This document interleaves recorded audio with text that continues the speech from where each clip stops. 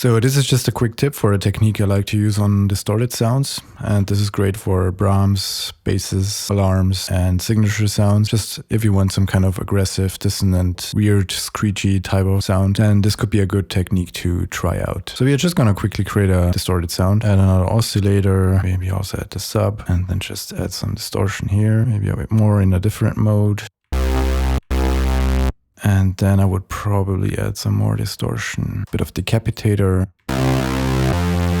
wave shaper. And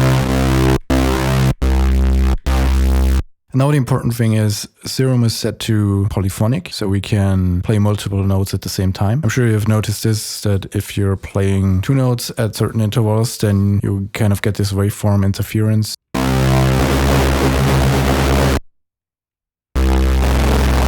And we are going to make use of that here. Let's just play a rather low note. And now we can play around with adding a higher pitched note here somewhere. I like to add it somewhere in the middle to get this kind of weird screechy movement. And then you get this kind of sound. Then it's time to play around with which notes work best for this.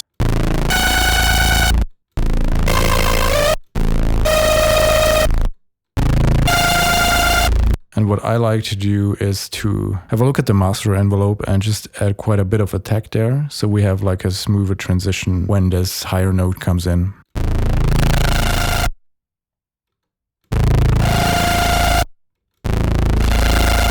And we can also add some reverb.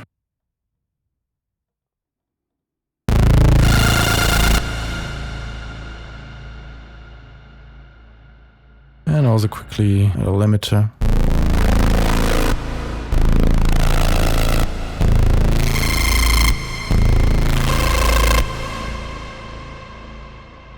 You can also try 1 octave lower.